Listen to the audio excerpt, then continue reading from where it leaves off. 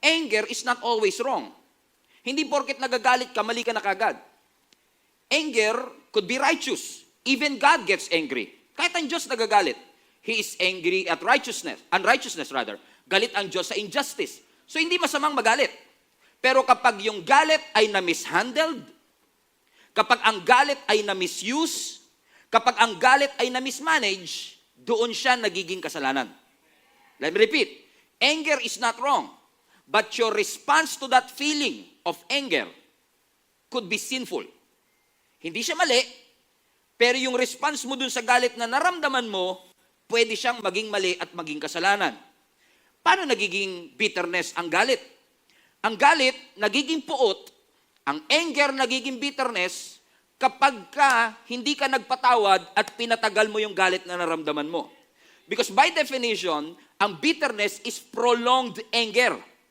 Pag yung galit pinahaba, hindi pinatawad, hindi na i-process, amen, galit ako sa iyo for 10 years. Yung anger na yan could be bitterness already. Because yung anger kapag pinatagal, nagiging bitterness. Let me say this to you. If you refuse to forgive, hindi ko siya papatawarin. Hindi ko tanggap ang kanyang ginawa. Niloko niya ako. Pinagsamantalaan niya ang aking nararamdaman. If you refuse to forgive, the anger will grow, the pain will grow. Matitindi ang galit, titindi ang sakit. At dati, konting galit lang, pero habang tumatagal, ayaw mo siya makita dati, pero ngayon, makita mo lang yung pangalan niya sa Facebook, ayaw mo na. Marinig mo pa lang yung yabag ng kanyang paa, galit ka na. Makita mo lang yung anino niya, nagiging halimaw ka na, praise the Lord. Amen. Bakit? Usually, bitterness is a result of not forgiving someone. Kaya tayo nagiging bitter, kaya tayo nagiging ampalaya, kaya tayo nagiging mapait is because we refuse to forgive those people who have offended us. Yung resentment naging bitterness, at madalas, yung bitterness, meron kang desire na makapaghiganti. Hindi ako mapapanatag hanggat hindi ako nakakaganti. An eye for an eye, a tooth for a tooth. Niloko niya ako, lolokohin ko siya. Ginalit niya ako, gagalitin ko rin siya. Now listen to me. According to the scripture, sabi ng Biblia, bitterness is a poison. Bitterness is the poison of your life. It poisons your heart. In fact, ang bitterness is from the word venom, kamandag. Venom, kamandag ng ahas. If you have bitterness in your heart, para ka may venom. May kamandag sa iyong puso. At ang base sa aking assessment, one of the saddest and miserable people on earth are bitter people. Kapag bitter, laging malungkot, laging miserable ang kanilang buhay. Hindi lang naapektuhan ng kanilang puso, even their physical bodies are affected by bitterness. Ang sabi mismo ng science, mga kapatid, ang bitterness could be a seed, ugat ng maraming sakit sa ating katawan. It could be a seed of mental and emotional instability. Yung parang ang buhay mo parang brewed coffee. Ang pait. Kaya nga sabi ng Hebrews chapter 12 verse 15, yung text na binasa natin, look after each other so that none of you fails to receive the grace of God. Everybody, read this with me. Watch out that no poisonous root of bitterness grows up to trouble you. Ano ang sinasabi ng scripture? Ang bitterness, lason. So bantayan mo na merong poisonous root of bitterness na tumutubo sa iyong puso. Because bitterness will poison your heart. It chokes your peace. It chokes your joy. Kaya posibleng wala kang peace of mind, peace of heart, wala kang joy from within, is because of the bitterness that is growing from the inside. Bitterness destroys relationship. Nakakasira ito ng pag-aasawa. Better half, naging bitter half. Corny. Okay? Okay? Why? Because bitterness destroys relationship. Ang sabi nila, bitterness is the cancer of the soul. Ito ay cancer ng ating kaluluwa. Ang bitterness, mga kapatid, is an emotional suicide.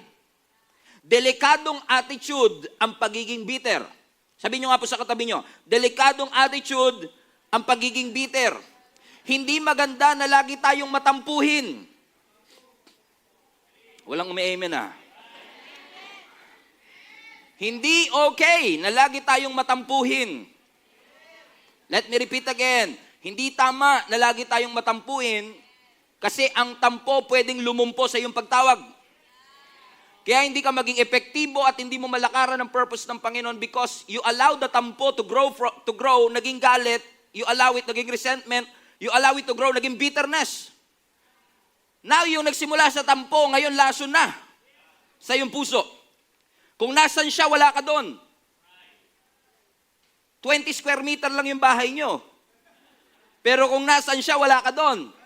Pag nasa ref siya, wala ka doon. Naalala ko kami ni Jenny, pag may tampuhan kami, pag nandun siya sa may kusina, wala ako doon. Nasa sala ako. Amen? Bakit? Kasi yun ang ginagawa sa atin ng galit, di ba? Ayaw mong makasalubong yung taong may sama ka ng loob. O yung mga may utang lang kayo, yung ayaw nyo makasalubong, okay? Kasama na rin yun, okay? Pag may utang ka, ayaw mo talaga makasalubong yun.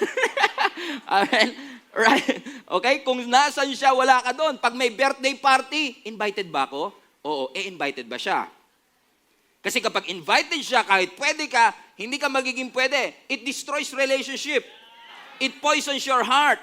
It is eating away the vitality of your spiritual life. And bitterness is a sign that something is wrong from the inside. Unfortunately, millions of people are infected with bitterness. Pwedeng resulta ng rejection, binasted ka. Rejection, hindi ka natanggap sa trabaho, hindi ka nakapag-abroad. O pwedeng ang bitterness ay resulta ng heartbreak. Yun, nag-apply ka sa abroad, hindi ka natanggap.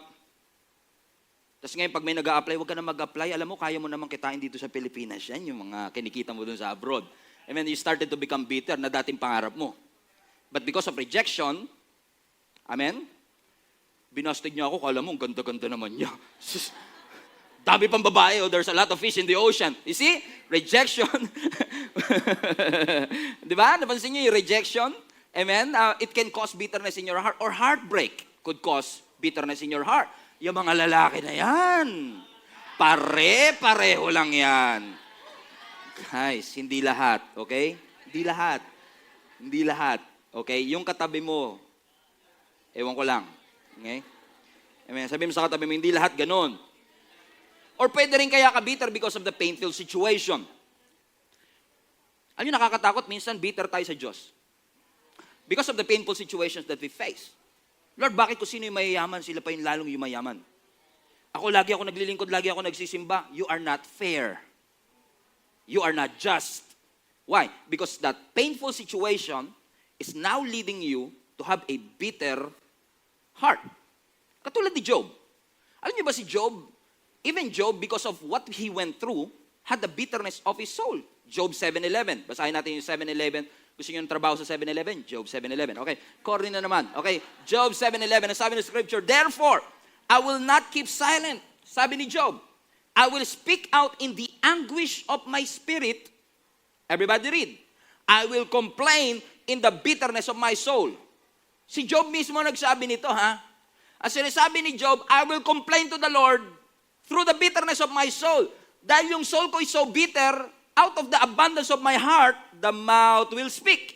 Sinasabi mo yung laman ng iyong puso. Now, hindi ko masisisi si Job. Grabe naman kasi talaga nangyari sa kanya. 10 anak niya namatay, sabay-sabay. Yung lahat ng kanyang wealth na ubos, sabay-sabay. Now, you have to understand, si Job ang wealthiest man in the region. Number 1 sa Forbes magazine. And yet, all of a sudden, in one day, every property gone. In 1 week, namatay yung kanyang anak, nawalan siya ng ari-arian, nagkaroon pa siya ng incurable disease, cancer at that time, leper, ketong, skin disease. Kung ako tatanungin mo, parang justified naman. Kahit naman siguro ako, mawalan ako ng 10 anak, mawalan ako ng ari-arian, magkaroon pa ako ng, hindi lang sakit, kundi sakit na walang makapagpagaling. So death penalty na to. Pwede ko na itong ikamatay, death sentence na ito. Pwede mo talagang tanungin ng Lord, Lord, why? And if you know your Bible, ang sabi ng Job chapter 1 verse 1, si Job is a righteous man. Kung sino pa yung righteous, yung pa yung dumaan sa pagsubok.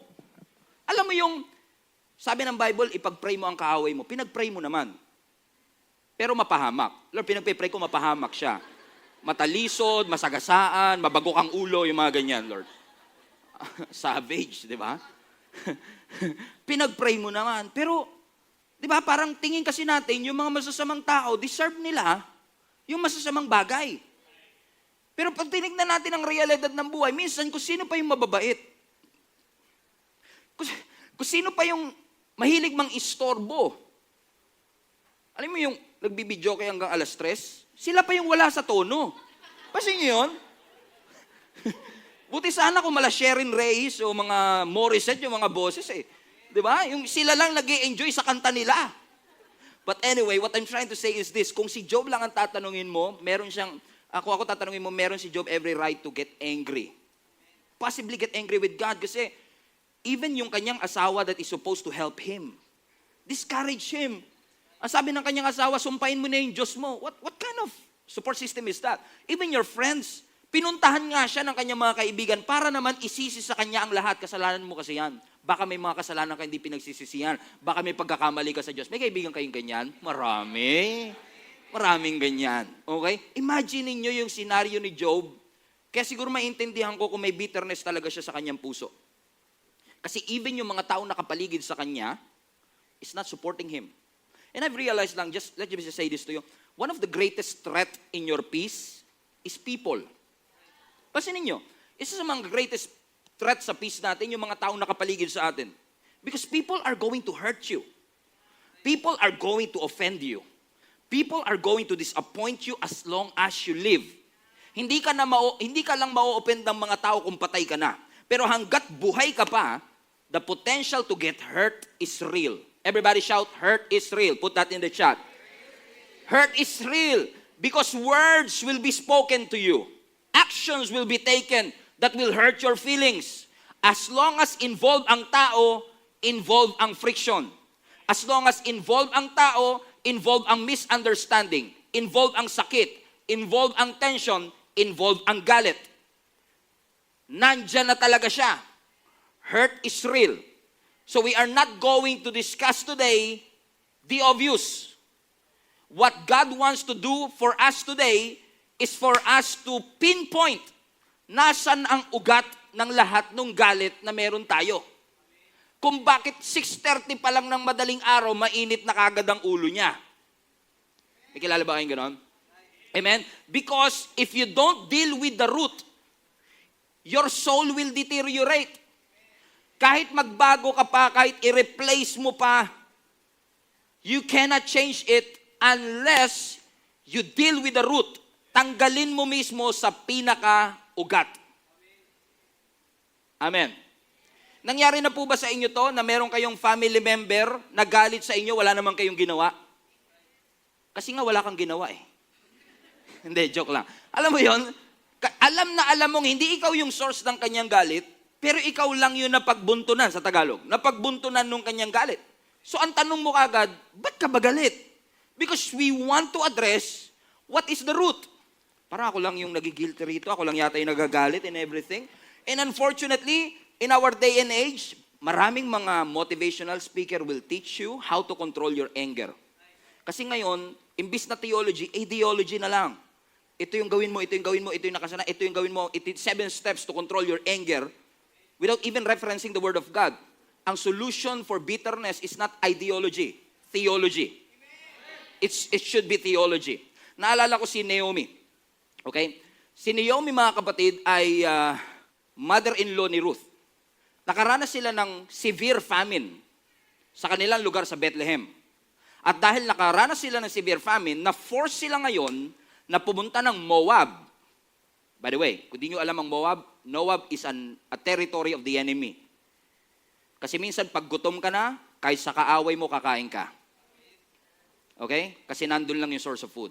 So pumunta sila sa Moab, a mistake by the way, para kumuha ng food. Habang nasa Moab sila, ang sabi ng scripture, yung asawa ni Naomi na sa Elimelech namatay. Nabiyuda siya.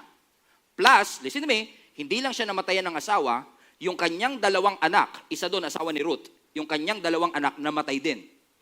So lahat ng lalaki sa buhay niya namatay. Lahat ng source of provision and protection namatay. And she's angry. at the Lord. Kasi lahat ng sources of protection and provision, kasi pag widow ka at that time, parang death sentence na rin. Walang tutulong sa iyo. You cannot work. So wala kang sariling kabuhayan unless may magpakain sa iyo.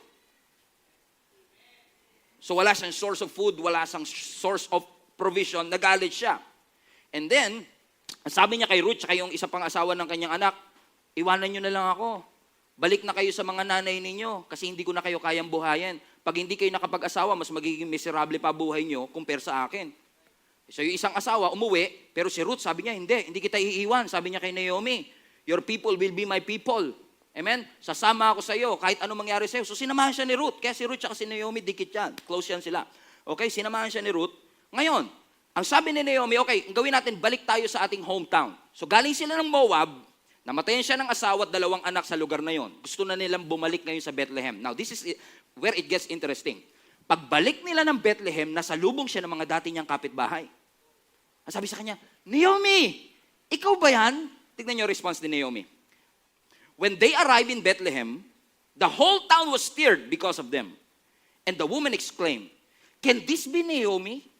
Verse 20, don't call me Naomi. Call me Mara. Now, Mara means bitter. Kaya Mara Clara. Oh, may pinalaya. Praise the Lord. Yung iba sa inyo, yun lang ang kailangan. Pwede na. 10 years of wisdom. Amen. Sabi niya, call me Mara because, tingnan niyo to, kanino niya sinisi? Because the Almighty has made my life very bitter. Watch this, verse 21. I went away full, but the Lord has brought me back empty. Not true, by the way. Why call me Naomi? The Lord has afflicted me. The Almighty has brought misfortune upon me. Now listen, namatayan siya ng 2 anak, nawalan siya ng asawa, bumalik siya ngayon sa Bethlehem. Ang sabi ng mga kanyang kababayan, uy, si Naomi bumalik, ikaw ba yan? Sabi niya, huwag niyo akong tawagin Naomi. Tawagin niyo akong bitter. Because Naomi means sweet and pleasant. Okay? Sabi niya, huwag niyo akong tawagin sweet. Hindi tayo close. Huwag niyo akong tawagin pleasant because what happened to me is not pleasant. Call me bitter. Now, it's interesting to me that sometimes we want to be identified with our circumstances. You fail, but you are not a failure. Ang sabi ng mga kapitbahay niya, ikaw na ba yan? Ang sabi niya, huwag niyo akong tawaging pleasant. Tawagin niyo akong bitter. Self-admission. Siya mismo ang tumawag ng bitter sa kanyang sarili. She was so angry with God and her situation na ayaw niya magpatawag ng Naomi. Ayaw niya magpatawag ng sweet. Now, I don't know kung how true it is. I'm trying my best to research. Pero pakiramdam ko, ito na lang yung unang beses na ang ganda na ng pangalan mo sa Bible, ha, pinapangit mo pa. Kasi sa Bible, pag pangit, pinapaganda ni Lord. Usually ganun eh. Parang ito lang yung nakita ko sa Bible na ang ganda na ng pangalan mo, pinapangit mo pa. Pleasant na, sweet pa, ayaw niyang i-declare. Alam niyo, di ba lagi ko tinuturo sa inyo, kahit hindi maganda ang buhay, i-declare niyo kung ano yung gusto niyo makita in the future. Huwag niyo i-declare kung ano. Pero siya hindi. Tingnan niyo buhay ko. The Lord has afflicted me and brought misfortune in my life. I don't deserve to be called Naomi. Call me bitter. Kaya ko na-realize that bitterness is a choice. You cannot control what happens in your life, but you can control your response to what is happening in your life. Hindi niya makokontrol na namatay yung kanyang asawa at 2 anak. Pero teka lang, yung papalitan mo pa yung pangalan mo at hayaan mong mag-declare pa ng bitterness ang ibang tao sa buhay mo, choice mo yun. Bitterness is a choice. Kumbaga, hindi natin minamaliit ang nangyari kay Naomi, pero yun yung nagsilbing focus ng kanyang buhay. Wala na siyang makitang magandang future. Ginawa mo na sa akin yan, hindi ko na nakikita ang reconciliation in the future. Friends, over na tayo. Sinira mo ang 3 taong pagkakaibigan natin. Hindi na kita papansinin. Kadugo pa naman kita. Ginawa mo sa akin yan. Pera lang yan, pinag-aawayan pa natin. Negosyo lang yan, pinagtatalunan pa natin. Hindi na kita babatiin. Parang totoo, no? Because bitterness is a choice. Hindi ko sinasabing mali ang magalit, pero wag mong gawing bida sa buhay mo ang bitterness. It will poison your life. At ang nakakalungkot dito, sino ang sinisi ni Naomi? Yung Diyos. Si Lord ang may kagagawa nito. Si Lord ang may hatid nito. He brought misfortune in my life. Actually, pag pinag-aralan mo yung buong statement na yun, parang lumalabas na at least 4 times niyang sinisi ang Diyos. At least 4 times. Si Lord ang may kagagawa nito. Si Lord ang may gawa nito. Which made me realize, teka lang, hindi ba yung buhay pa siya at hindi ba gracious pa rin ang Panginoon kahit na may mga misfortune na nangyayari sa ating buhay? Na posible na kaya tayo nagiging bitter, hindi lahat, pero posible po kaya tayo nagiging bitter is because we lose sight of the grace of God in our life.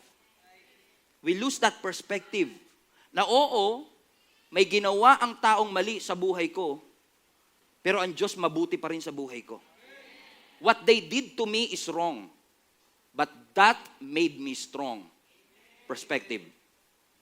Don't ever lose sight of the perspective that God is gracious in your life. Look at the text that we are reading again. Sa Romans 12:15. Di ba ang sabi doon, Hebrews 12:15 rather, look after each other so that none of you fails to receive the grace of God. And usually, one of the reasons why we are bitter is because we fail to see the grace of God. We lose sight of the perspective na ang Diyos nga pinatawad ako hindi ako makapagpatawad. I'm not judging you. I'm just saying, wag mong tatalanggalin sa iyong kaisipan that God is gracious. Ang buhay na punong-puno ng pait ay posible kapag nawalan ka ng perspective na ang Diyos ay gracious at forgiving sa ating buhay. Look at everything that God has done in our life, and yet we fail Him 1,000 times, 1,000,000 times. But 1,000 times we fail, still God's mercy remains. Nanatili pa rin ang ating Panginoon. Huwag niyong tatanggalin yung perspective na ito, kapatid. Mabuti pa rin ang Panginoon. Amen? Amen. Nasira na yung horizontal relationship. Sisirain mo pa ba yung vertical? Don't lose sight of God's perspective. Posible rin kasi na kaya hindi tayo makapag-forgive horizontal is because we fail to receive the grace of God in our life. Tingnan nyo, sabi mismo ng ating Panginoong Hesus, bago ka manalangin, bago ka lumapit sa akin, kung may naalala kang sama ng loob sa iyong puso, tanggalin mo muna. Di ba? Magpatawad ka muna. Mark 11:25. Watch this. Everybody read. But when you are praying, first, forgive anyone you are holding a grudge against, so that your Father in heaven will forgive your sins too. Hindi naman ako nagsabi niya, di ba? Binasa lang natin. Pero ano sinasabi ng Panginoon? Ano ulit sinasabi ng Panginoon? Bago kayo manalangin, bago kayo lumapit, patawarin niyo muna lahat ng mga taong meron kayong sama ng loob. Wala naman ganyan, Lord. Ano ko naman naiintindihan mo kung ano ginagawa nila eh. Tama? I have a case to you. I have a case na posibleng meron tayong mga unanswered prayer. Is because of the unforgiveness in our heart. I'm not saying lagi, but I want to present a case to you na posibleng kaya tayo may mga unanswered prayer is because we fail to address what's inside our heart. Kasi kung titingnan mo ang context ng Mark 11:25, I want to show you the context of Mark 11:25. Kasi ang context ng Mark 11:25, famous verses. Okay? Let's go to Mark 11:22 first. Basahin natin 22 hanggang 25. Everybody read. Then Jesus said to the disciples, have faith in God. 23. I tell you the truth. You can say to this mountain, may you be lifted up and thrown into the sea, and it will happen. Pause. Alam niyo itong verse na to? Yes. Nasabi ng Panginoon, because of your faith, pwede mong utusan ang bundok na maurong. Amen? Ganun ka makapangyarihan ng prayer natin. Next. But you must really believe it will happen and have no doubt in your heart. Verse 24. I tell you, you can pray for anything, and if you believe that you received it, it will be yours. Sarap! 25. But, Yun, patay tayo dyan. Patay tayo dyan. Amen? Ang ganda na ng verse 24 eh. Pinasok pa yung 25 eh. Amen? Kaya minsan tayo, di ba, parang selective tayo sa verses. Pero ano sabi ng scripture? Gusto nyo ba na ang inyong mga panalangin ay diniringgin? Yes. Ang sabi ng scripture, kapag naniwala kang it will happen at tinanggap mo, by God's grace matatanggap mo. Pero, kapag nanalangin ka at may naalala kang sama ng loob, bitawan mo muna. Patay tayo dyan.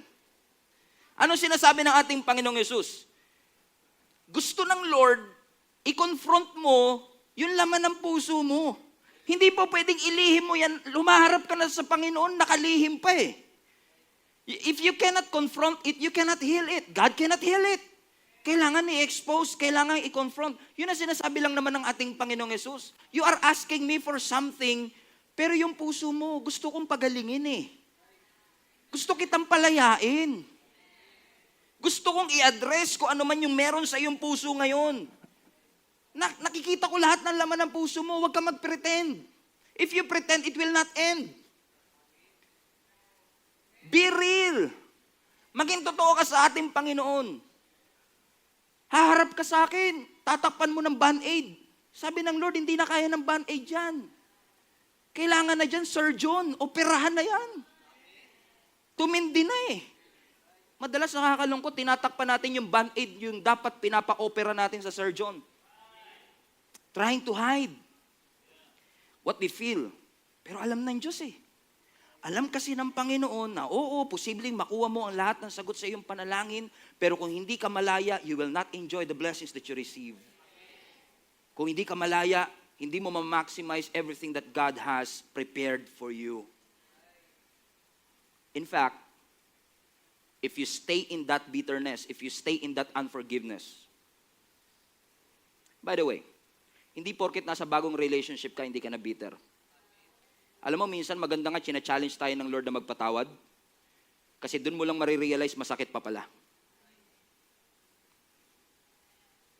Kung hindi ka papasok sa bagong relationship, hindi mo marirealize, masakit pa pala. Amen? Bakit? Alam ng Panginoon, hindi lang ikaw ang naaapektuhan ng unforgiveness. Kaya magagalit ha. Sabi rin ng Bible, when you are bitter, you are corrupting those people who are around you. You want proof? You want proof? We just read it a couple of times already. Hebrews 12:15. Look after each other so that none of you fails to receive the grace of God. Watch out that no poisonous root of bitterness grows up to trouble you, corrupting many. Bitter people affect the people around them. Ang bitterness nag-a-appear as anger, nag-a-appear as slander, pinagchichismisan nyo, rage, irritability, obsessed to revenge, obsession for revenge, or obsessed to get even, pessimism, fault-finding. Dahil galit ako sa kanya, dapat ikaw best friend kita, galit ka din sa kanya. Di ba? Pasinin yun? Pag galit ka sa isang tao, pag sinira ko sa iyo ngayon na galit ka sa kanya, hindi pwedeng patas ka. Kailangan galit ka din sa kanya because you want other people to hate the people that you hate. Napansin niyo ba yun sa bitterness? At pansinin niyo yung mga taong bitter, kahit anong kwentuhan niyo, kahit ang kwentuhan niyo tungkol sa solar system, mapupunta siya dun sa galit niya. Correct? Napansin niyo, ang galing niya mag-transition. Nagtaka, paano tayo napunta dito? Kanina, solar system pinag-uusapan natin. Kasi pangalan niya Mars. Si Mars pinautang mo. Okay. Nakuha mo pa yon? Galing mo. Because you are so hurt. You are so angry. Galit na galit ka talaga. Kaya na-realize ko, mga kapatid, listen to me. Ang bitter, bawal mag-Twitter. Kasi kapag ang bitter nag-Twitter, delikado. Pansin ko lang. Alam niyo, lalo ngayon, mga kapatid, hindi ko nag-iimbento ha. Ang Twitter ngayon is tagged right now as a platform of hate and rage. Unfortunately. Kaya yung mga bitter, huwag niyong paghahawakin ng social media. Kasi ang bitter, pagka nag-post sa social media, hindi lang yung post niya, binabantayan niya. Lahat ng mga nag-like, titignan niya lahat yon. Oy, agree sa akin yung kapitbahay ko, friends kami nito. Ay, yakap lang, galit tayo. Ay, pinusuan, best friend kita. Because You want the people that you hate will hate others as well. Let me just rephrase again. Buti na lang, sabi ng Lord, magpatawad tayo. Kasi minsan, pag hindi ka challenge ng Lord to forgive, hindi mo marirealize, masakit pa pala. Dinaan mo kasi sa pagiging defensive. Kasi ayaw mo i-address. Kaya dapat hindi tayo na masyadong defensive kasi pine-prevent natin yung sarili nating paggaling. God wants to address that. And I believe you are not here by accident. Gusto ng Lord talaga na pagalingin tayo. Pastor, you don't know what you're talking about. You don't know what they did to me. Grabe ang ginawa nila sa akin. I have every right to get angry. Okay, I will give that to you. Hindi ko sinasabing mali yung galit na nararamdaman mo. Mali yung kanilang ginawa. It's just right to feel the pain. It's okay, naramdaman mo talaga yan. May mga tao talagang abusive sa mundo. May mga tao talagang walang sensitivity sa nararamdaman ng ibang tao. Mga unrepentant, inhuman, savage. Mga taong backstabber, insensitive, mapagsamantala. May mga tao talagang kailangan mo layuan. At may mga grupo talaga ng taong kailangan mong layuan.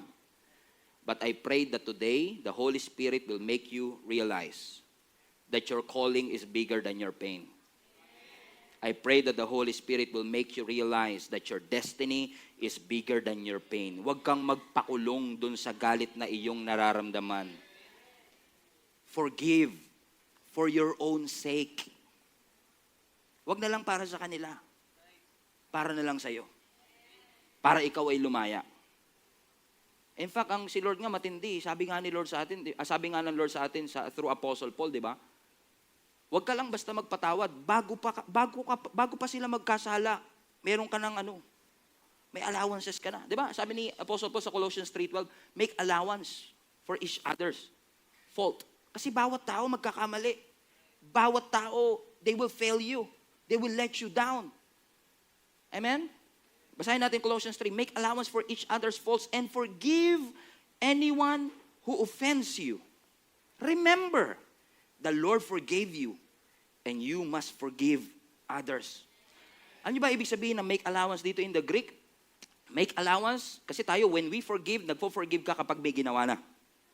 Pero yung make allowance dito in the Greek, hindi pa nagkakasala, meron ng nakaantay na kapatawaran. Wow. Grabe si Lord, no? Make allowance, forgive, so that you will not be consumed with bitterness. Naalala ko si Cain and Abel, si Cain at si Abel. Si Cain was so consumed with his anger. Pakiramdam kasi ni Cain may favoritism ang Diyos. Pakiramdam kasi natin, hindi tayo mahal ng ibang tao. Pakiramdam natin, wala silang malasakit sa atin. Pakiramdam natin ganito. Hindi ko sinasabing hindi totoo, pero minsan sa totoo lang, parang hindi tayo magkaroon ng kapayapaan sa ating buhay because I need answers. I need explanation. I deserve an explanation. Parang Papa P yan. I don't understand, Lord, yung mga nangyayari sa aking buhay. Bakit ako niloko ng asawa ko? Bakit ako binitray ng mga kaibigan ko? Ako yung hindi nagsisigarilyo, ako pa yung may lung cancer? 15 years na ako sa kumpanya, ako pa yung tinanggal? Yung katabi ko, nagpe-Facebook lang? Na-promote pa? Anong nangyayari dito? Yung upuan ko, monoblock, yung sa kanya, office chair. Hindi ko matanggap ito. Hindi ko ito maunawaan. And sometimes we are having these challenges to forgive because we are trying to find answers to the Lord. Lord, why? Pero minsan na-realize ko, minsan kahit na walang sagot at hindi natin maunawaan, siguro kaya din sinasabing forgiveness is a decision because sometimes you don't feel like forgiving and you will forgive anyway. Anong basis ng forgiveness mo? Dahil ba nagpatawad siya? Dahil ba lumuhod siya? Dahil ba nakiusap siya? O ang basis ng pagpapatawad mo, kasi ang Diyos pinatawad ako. So dahil pinatawad ako ng Diyos, kahit hindi ka lumuhod, kahit hindi ka mag-sorry, kahit hindi ka mag-apologize, it's okay. It's okay. Ang bitterness, ang inahabol niyan, retaliation. Gaganti ako. Pero ang forgiveness, ang inahabol niya, reconciliation. So learn to forgive. Decide to forgive. Naalala niyo si Joseph? By his own brothers, sarili niyang kapatid, pinagtangkaan siyang patayin. Gustong wasakin ni Satan ang destiny ng ni Joseph sa pamamagitan ng mga wrongdoings na ginawa ng kanyang mga kapatid.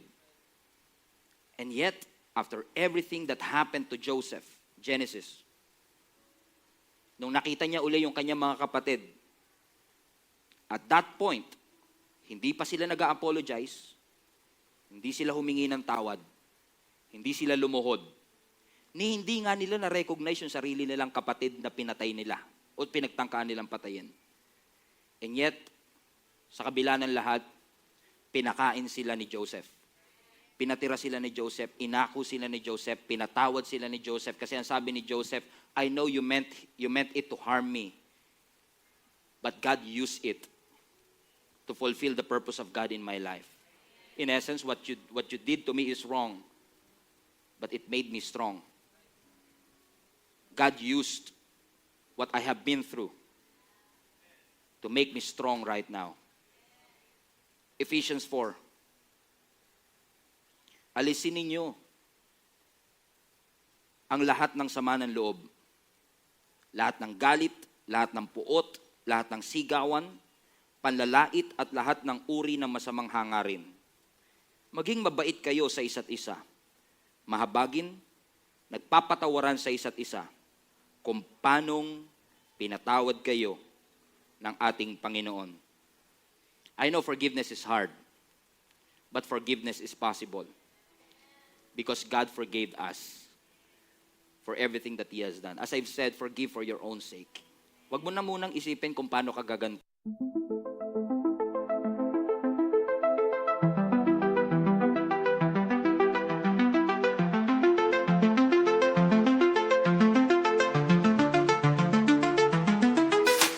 I woke up to the silence where your voice used to be. Found a stranger in your place, a ghost of you and me. The city lights outside my window, they don't shine so bright. Since you walked away, I'm left to face the dark of night. Your whispers still echo, a haunting melody. A siren's call that beckons me to the shadows of our memory, where love and lies entwine. A fatal heart of mine beats to the rhythm of your deceit, a love that's lost in time. Oh, shadows in the night, they whisper your name. A melancholy hue that stains my heart in flames. I'm searching for the truth in the eyes that used to love, but like a mirage you vanish, leaving me to rise above. Huwag mo na muna isipin kung paano mo i-wish na may maling mangyari sa kanila. In fact, ang sabi na ng scripture, Romans 12, never avenge yourself. Leave it to the wrath of God. For it is written, vengeance is mine and I will repay you, says the Lord. Kapatid, bitterness is keeping you from God's best. Ang daming gustong ibigay pa ng Lord sa'yo. Hindi mo maranasan is because of that hate and anger that you feel. I'm not commanding you right now to forgive. I'm just saying, allow the Holy Spirit to work on your life. I-allow mo yung Holy Spirit. Alam kong matagal mong sinarado ang pintuan mo sa pagpapatawad at sinabi mo, mamamatay na lang kaming ganito and I will never ever forgive that person. Mapapatawad ko lang siya kapag nakaganti ako. But give yourself a chance today. Just give yourself a chance to open up your heart and say, Holy Spirit, work through my life. Enable me to forgive. Enable me to be free. Every head bow, every eye closed.